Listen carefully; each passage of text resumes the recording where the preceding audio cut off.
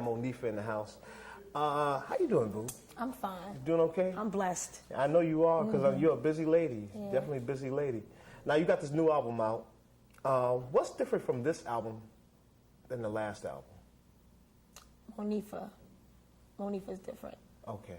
And Monifah got to express herself the way she wanted to. Yeah. So that's what this album is, growth and experience. Now, that first album, it was just, Heavy was producing most of the tracks off of that. Yeah. And you were just learning the business at that time. Exactly. Now, you learned the business. Now, did you take all that techniques that you learned from the first album and just put it to this album? Yeah, all the mistakes, all the positive aspects, you can't help but take that, and that's what makes you grow. And I was able to do my thing. Yeah. I did me.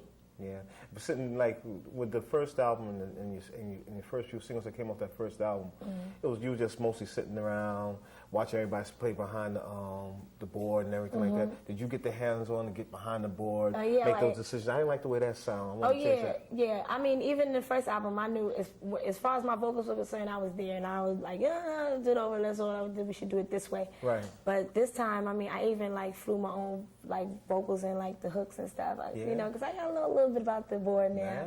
You can't help but I know, you know some people like sit in the lounge until they call back in, but I like to watch what's going on. So if I ever wanted to just fall up in the studio one day, I could just I know where everything is, and I just need maybe somebody to.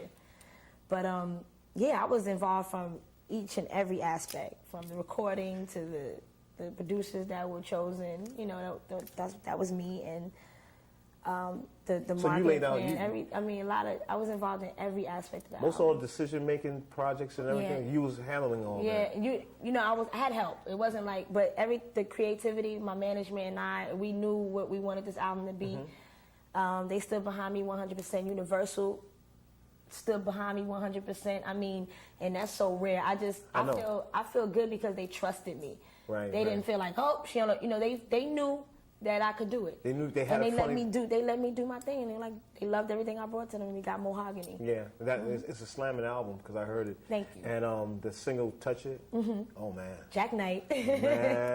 man, who came up with the concept of the video on that? Chris Robinson. Yeah, and he also directed it. Okay, that was a very good concept. Very good. It was, concept. wasn't it? I was really like, I was like, yeah, this is it. That's working. That's working. Now, everybody that you got on your album to help you out, like Queen Latifah, Queen Pen.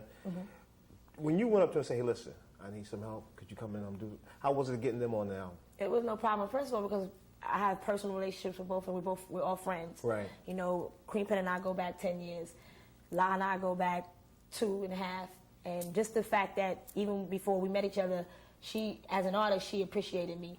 And then from all the years being raised and just watching her do her thing and always being a fan and always like looking up to her as a strong woman, black woman in the business, even on the business side and as an artist. So that was cool. I mean, we always, you know, it was no problem. You always gelled. Yeah, I mean, when she did the track that she did on the album, I was upstairs.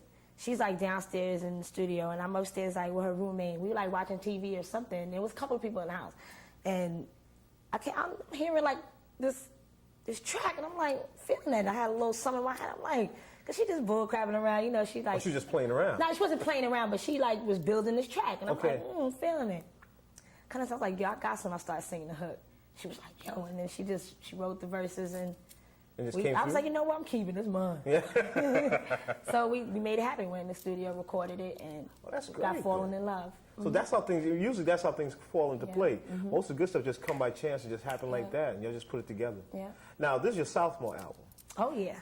Do you have any kind of fears on the sophomore Not album? at all. You know why? And I'm very glad because my album didn't do like ridiculously well, like as far as sales, you know, platinum, double platinum. I didn't have anything to measure again. I didn't have to like, oh God, I gotta make sure, you know, all right, this train. You know, I was at so much of an ease doing this album. I was comfortable. I was into myself. No pressure. None. And, you know, I mean, I had a gold single, so I mean, I made my mark. Right. Everybody knew my name, and I was grateful for that. And I think I did very well as far as the sales and everything, especially what was going on around the company at that time. Exactly.